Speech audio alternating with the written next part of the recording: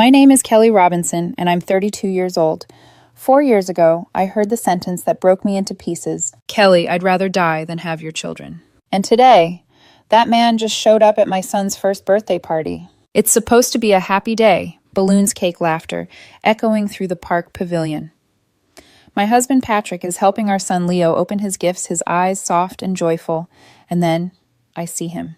Lucas, standing by the parking lot holding a box wrapped in shiny paper pretending to smile.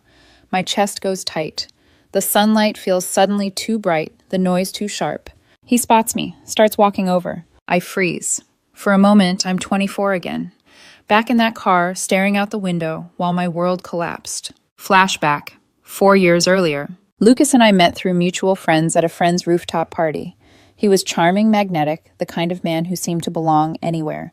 I was drawn in instantly the way moths always fly straight into the flame that burns them. He said I had old soul eyes. I thought that was romantic. Later I learned it was just something he said to every woman who looked like she felt too much. We started dating soon after. Lucas was confident, ambitious, always planning his next promotion, next car, next vacation. I was working and publishing, modest but content. He liked to tease me about it. You spend your day editing other people's dreams, he'd laugh. At least someone has to make sure they make sense, I'd reply. My family tried to like him. My mom said he was a little polished. My dad said he had eyes that looked past people. But I was in love, or something that felt close enough to it. I believed we were building a life together. I helped him move twice, supported him through a career change, and ignored the unease in my chest every time he rolled his eyes at kids running in restaurants. He'd say, "Why do people bring babies everywhere? They're like little noise grenades." I laughed it off, thought he was joking. You learn to excuse cruelty when you're scared of losing affection. It was a Saturday evening in March when everything shattered. Our friends Dave and Kelly had invited us over to meet their new baby girl. I brought flowers. Lucas brought a bottle of wine he'd bragged about all week. The baby, tiny, warm, so full of life, was fussing in Kelly's arms. She looked exhausted.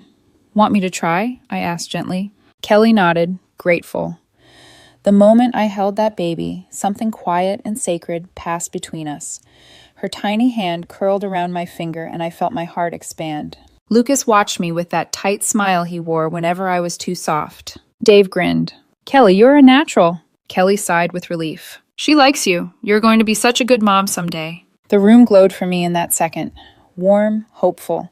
"I hope so," I said. "I've always wanted a family." And then I made the mistake of looking at Lucas wanting to share that moment. He wasn't smiling. He was staring at his phone, jaw tight, pretending to type something important. When we left a little later, I tried to hold his hand. He pulled it away. The silence in the car was thick. Even the radio static seemed afraid to play. Finally, I asked, "Did something happen? You seemed uncomfortable when I was holding the baby." He didn't look at me. "Can we not do this right now?" "Do what I just thought." He turned then sudden and cold. "Kelly, you want to talk about our future. I'll tell you right now, I'd rather die than have your children." The words hit like a physical blow. I laughed at first, thinking I misheard. "What?" He smirked, cruel. "You and your family, you think small. Suburban mediocrity. Little versions of you running around. No thanks." I could barely breathe. My hands trembled against the steering wheel. He kept talking, voice full of mockery. "Do you even know what it's like to want something more than just diapers and PTA meetings? I'd rather cut my own hand off than live that life." It wasn't just that he didn't want kids. He didn't want my kids. He didn't want me. I remember whispering, barely audible, "You really think that little of me?" He laughed softly, unbothered. "I'm just being honest. You should thank me for that." Honesty, as if cruelty became noble when wrapped in that word. I didn't cry. Not that night. I sat there in silence until the world outside blurred, then said the only thing that made sense. "Okay." He blinked. "That's it, okay." I nodded. "You've said enough." He slammed the door when we got home, muttering something about me being dramatic. I went inside, brushed my teeth, and lay beside him without saying a word. The pillow beneath me was wet by morning. The next few days he pretended it never happened. He brewed coffee, hummed in the kitchen, asked if I wanted Thai or Italian for dinner, as if his words hadn't carved a hole inside me. But something inside had shifted something final. I started to see everything through a new lens. Every time he dismissed my ideas, every time he rolled his eyes at my dreams, every moment I'd swallowed discomfort because I didn't want to be too sensitive. He hadn't just insulted my future, he'd exposed who he truly was. Back to the present, the birthday party. Lucas is only a few steps away now. The same carefully styled hair, but thinner. Eyes duller. A smile rehearsed too many times in the mirror. He lifts the box slightly. I brought something for Leo. My heartbeat pounds in my ears. You shouldn't be here, Lucas. His smile falters. I just wanted to, but I don't hear the rest. The sounds fade again. The laughter, the music, Patrick's voice calling my name. Because in my mind, I'm still sitting in that car 4 years ago, hearing the echo of his voice, the one that told me I was unworthy of love, of motherhood, of joy. Only now the difference is clear. He was wrong. I have all of it, and more. The woman I used to be died that night, but the one who rose from her ashes, she built a life he could never imagine. The morning after that night, sunlight spilled across our apartment like it always did, warm and golden, pretending everything was still okay. Lucas was in the kitchen, whistling. The smell of coffee filled the air, that same vanilla roast I used to love. He looked up, smiled faintly, and said, "Morning, you want toast?" As if nothing had happened, as if he hadn't gutted me with words I could never unhear. I sat there at the table staring at him. The man who had just told me that the idea of having my children disgusted him was now buttering toast. The world tilted a little that morning. I realized something cruel and liberating at once. He didn't regret saying it. He just didn't care. That week, he was unusually cheerful, cracking jokes, making plans, even sending me links for vacations we'd once dreamed of taking. It was like watching a stranger play a role that used to belong to someone I loved. But every sound, every laugh felt hollow. The silence after his voice was louder than any argument. I went to work, but the words on the page blurred. I'd edit entire paragraphs and not remember a single sentence. My coworkers noticed. My boss asked if I was sick. I wasn't sick, I was disappearing. At night, I'd lie awake beside him, staring at the ceiling, replaying every moment of our relationship like a crime scene. The little things I'd once thought were quirks now looked like warning signs. How he'd always corrected me in public. How he'd joke about my sentimental little dreams. How he'd sigh when I talked about my family. And yet I'd loved him. I'd believed I was lucky to have someone driven. It took me years to realize being loved by someone who looks down on you is just another way of being alone. One Thursday evening, Lucas went out for drinks with his coworkers. He didn't notice the packed suitcase in the corner. I spent that night folding what little dignity I had left into a single bag. I took my clothes, my old journals, my grandmother's ring. Everything else, the furniture, the art, the dishes could stay. They belonged to a version of me I no longer wanted. Before I left, I placed a note on the kitchen counter. It said only, "I hope you find what you're chasing." I locked the door behind me. My hands were shaking so hard I almost dropped the keys. When the elevator doors closed, I let myself cry for the first time. Quietly. No screaming, no dramatic sobs, just the sound of something fragile snapping in half. The next few months were strange. Silence, then noise, then silence again. Lucas called from different numbers, left voicemails. "We should talk. You're overreacting. I didn't mean it like that." I didn't answer any of them. I'd already heard everything that mattered. Mutual friends asked what happened. I said simply, "We wanted different things." That was true. I wanted a future built on love. He wanted a mirror that never showed him his flaws. Loneliness has a particular sound. It's the hum of your own breathing in a quiet apartment. The echo of your footsteps when no one answers your "I'm home." But it's also where healing begins. I started going to therapy. At first, I hated it.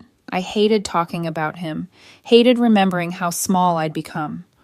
But every week, my therapist, a gentle woman named Dr. Patel, helped me peel back another layer of pain.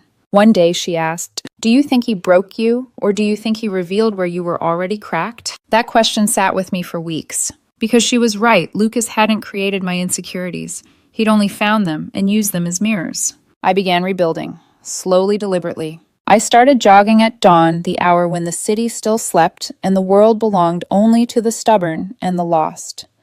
I bought myself flowers every Friday. I reconnected with friends I'd pushed away during the Lucas years. One night, I went to an open mic with my best friend Mia. She dragged me out of the house, claiming I needed noise therapy. Halfway through the event, I found myself smiling. The laughter around me felt real for the first time in months. When I got home that night, I played my old acoustic guitar, the one Lucas used to mock. My fingers were rusty, but the sound was soft and steady like breathing again after being underwater too long. 8 months passed. Then, on a quiet Sunday afternoon, everything changed again. I was in a small bookstore downtown browsing the philosophy section, something I hadn't done in years. My hand hovered over a copy of Beyond Good and Evil when a voice behind me said, "Be careful." That book made me want to throw it out the window. I turned. A man stood there, messy hair, gentle smile eyes, that looked curious instead of calculating. "You've read it?" I asked. Tried to, failed gloriously. I laughed, and it surprised me how natural it felt. We talked for almost 2 hours about books, travel, childhood, everything. His name was Patrick. He was a civil engineer who built community centers and bridges for a living, literally making connections. When I told him I worked in publishing, he said, "So you make the world sound better, and I just make sure it doesn't collapse." He wasn't trying to impress me. He was trying to know me. And for the first time, that was enough. That night, I sat by my window holding a cup of tea, thinking about him. I realized something simple, something I wish I'd known years earlier. Love isn't supposed to make you feel like you're walking on eggshells. It's supposed to make you feel like coming home. I didn't know it then, but meeting Patrick wasn't an accident. It was the universe's quiet way of saying, "Now that you've learned what love isn't, let me show you what it could be." Love didn't rush back into my life. It tiptoed. Patrick and I started as friends. There was no spark that burned too bright, no dizzying chaos like with Lucas. Just peace. And that I realized was rarer than passion. He texted occasionally, book recommendations, random jokes, photos of bridges he'd designed. I'd reply with sarcastic comments or quotes from novels. It was easy, natural. A month later, he asked if I wanted to grab coffee. He showed up 5 minutes early with 2 drinks in hand. I didn't know what you liked, so I guessed. Vanilla latte, right? How did you... You look like someone who finds comfort in the familiar. That line stayed with me for weeks. Not because it was romantic, but because it was true. We saw each other more after that. Farmers markets, art exhibits, long walks through the city. He'd tell me about growing up with 3 brothers.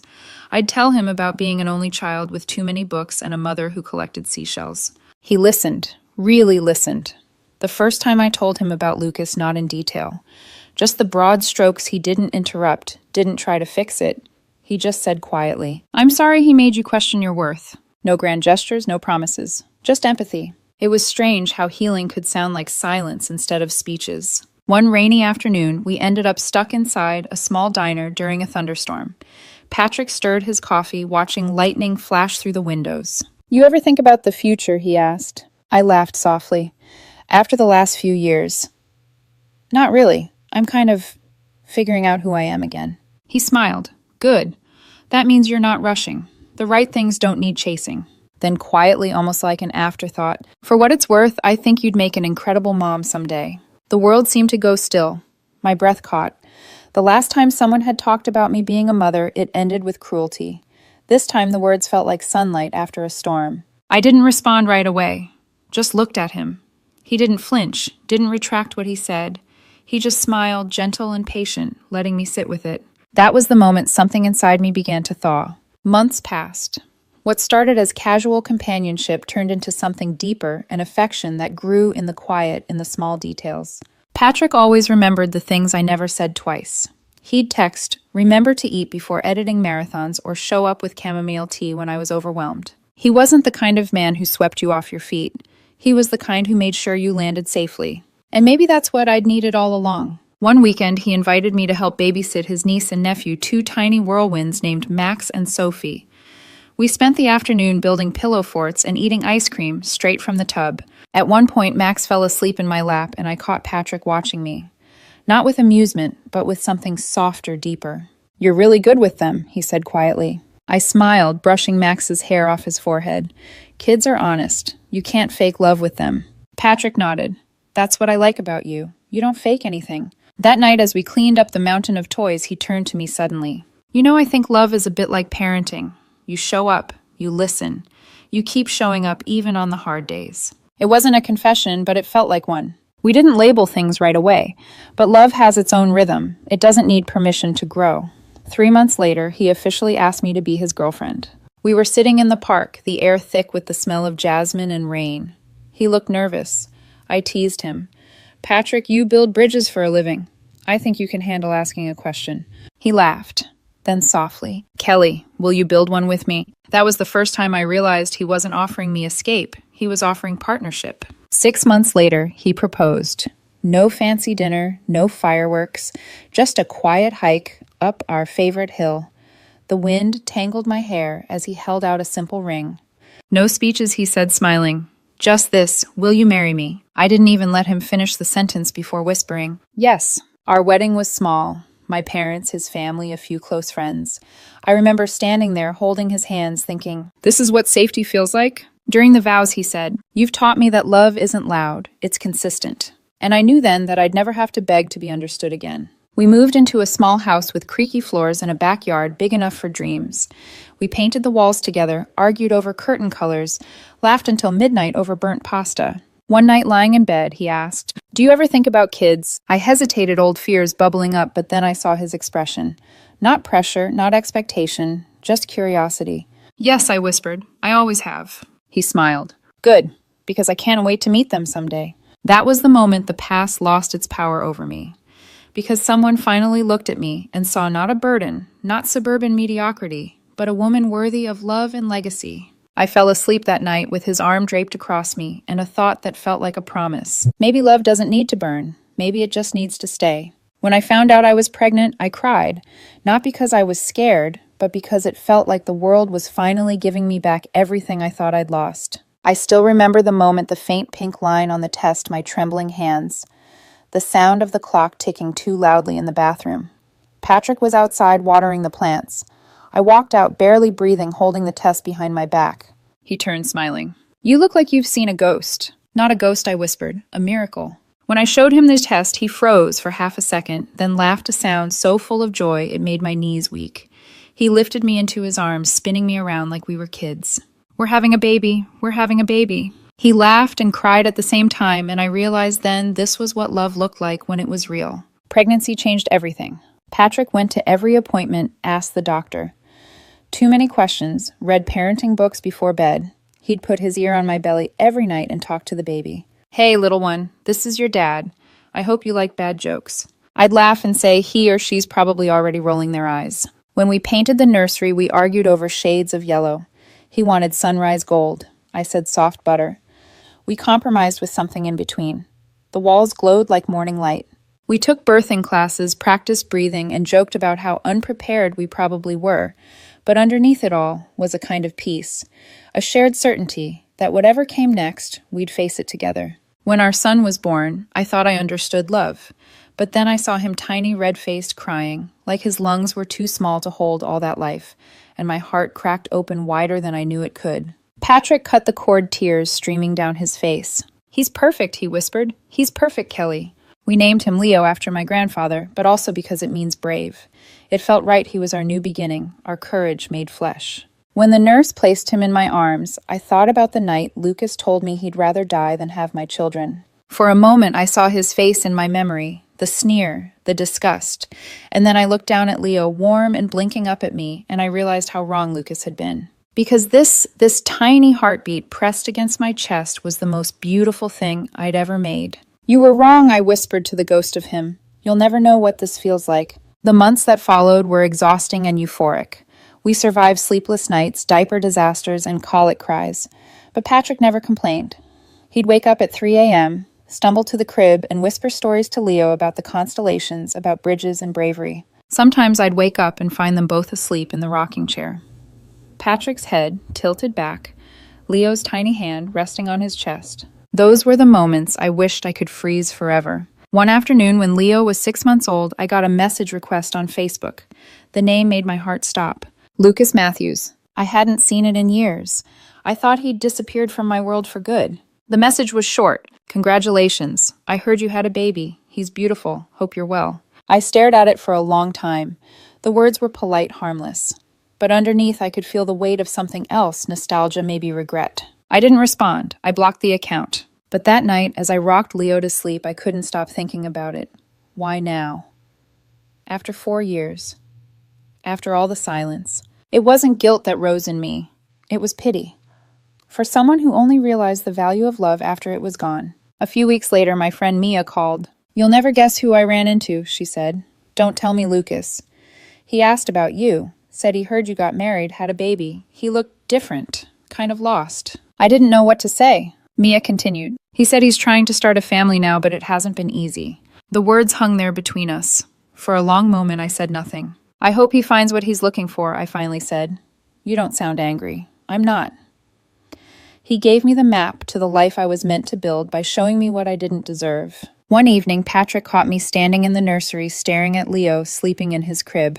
You okay? He asked. Yeah, just thinking. About him. I looked up surprised. How did you... He smiled softly. You get quiet when your past tries to talk. I nodded. He reached out. I didn't reply. Patrick came up behind me, wrapping his arms around my waist. Good, because the only people who matter are already right here. I turned and kissed him, feeling Leo's soft breaths fill the silence. He was right. My life wasn't missing anything.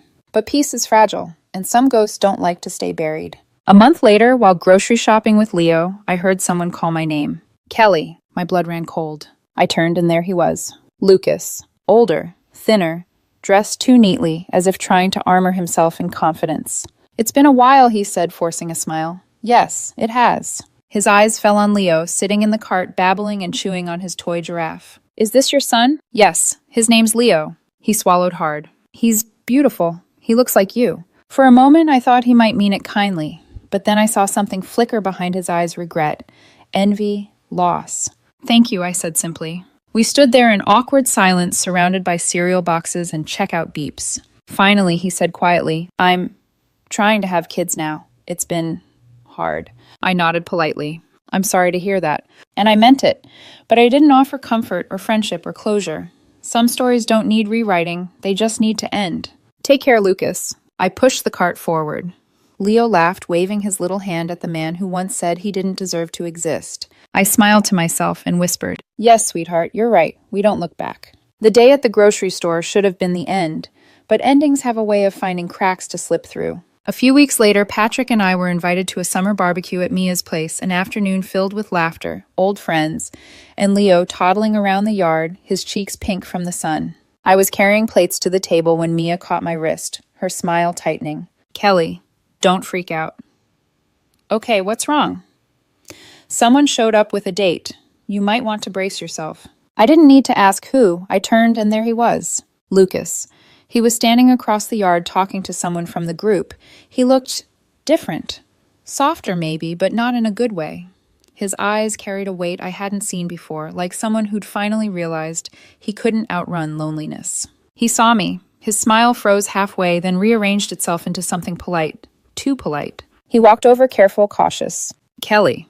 Wow, you look good. Thank you. His gaze shifted to Leo, who was playing with Patrick near the grill. That's your little boy, yes. That's Leo. Patrick noticed us, gave a small wave, and walked over.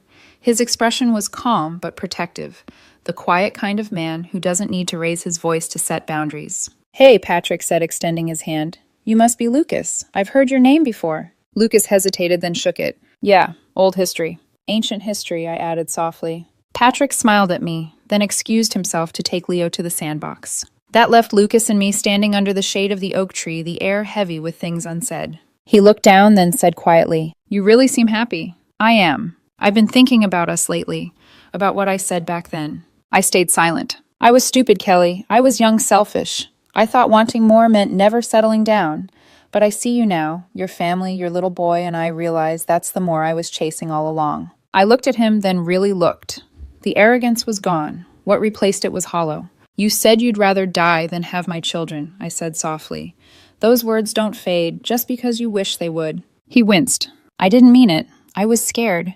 You wanted a future I wasn't ready for. You weren't scared, Lucas. You were cruel. There's a difference. He swallowed hard, voice trembling. I've changed. Maybe you have. But the woman you broke back then, she changed too. And she doesn't exist anymore. I turned to leave, but he caught my arm gently, not forcefully. His voice cracked. Do you ever miss what we had? I didn't even hesitate. No. He blinked as if he'd expected at least a hint of nostalgia. What we had wasn't love, I continued. It was me trying to prove I was enough for someone who'd already decided I wasn't. He stepped back, looking away. The sound of laughter from across the yard felt like another world. I just wanted to say, I'm sorry, he whispered. Then say it and let it be enough. He nodded, eyes glistening. But as I walked away, I knew it wouldn't end there. Some people mistake guilt for love, and guilt always wants an audience. Later that night, as Patrick and I packed up Leo's toys, I told him what happened. He didn't look angry, just thoughtful. You okay? Yeah, just drained. He apologized. Good. But you know he's not really saying sorry for you. He's saying it for himself. I know. He leaned over and kissed my forehead. That's the thing about the past, Kelly. It shows up when it realizes it doesn't belong anywhere else. I smiled faintly. That's poetic. Been reading my books again. Just stealing your lines, he teased. But I was right, it wasn't over. 2 weeks later, I saw a familiar car parked across from our house. Same make, same color. At first, I thought it was a coincidence. But it happened again. Different days, different hours. Patrick noticed. You think it's him? I don't know. We didn't confront him. We didn't need to. Some ghosts disappear faster when they realize they're not being chased. Still, something in me stirred. That old ache, the feeling of being watched, judged. I'd worked so hard to bury it, but Lucas's presence, even from a distance, made it twitch again. Then came Leo's first birthday. The day everything came full circle. We planned a small gathering at the community center near our house. Family, close friends, laughter echoing through the hall. Patrick was outside setting up the grill. I was arranging cupcakes shaped like tiny suns.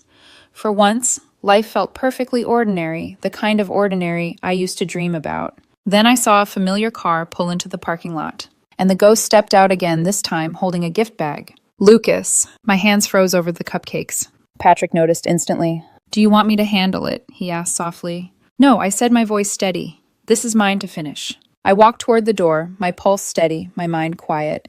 For the first time in years, I didn't feel fear, just finality. He saw me and smiled that same nervous grin I'd seen the first time we met. Hi, Kelly. I brought something for Leo. You shouldn't be here. I just wanted to wish him happy birthday. He's 1-year-old Lucas. He doesn't know you, and I intend to keep it that way. His mask cracked. The exhaustion in his eyes told me he'd been rehearsing this moment, hoping for redemption. I know I hurt you, he said, voice breaking. But I've changed. I want the things you wanted. A family, a child, love. Then build it with someone else. No one wants me. I keep trying, but... He stopped, choking on the truth. I'm running out of time. I stared at him, at the man who once made me believe I was unworthy of love, and I realized how small he'd become. I'm sorry you're struggling, I said quietly, but that has nothing to do with me anymore. His eyes shimmered with tears. Kelly, please. I was an idiot. You were the one, the only person who ever actually loved me.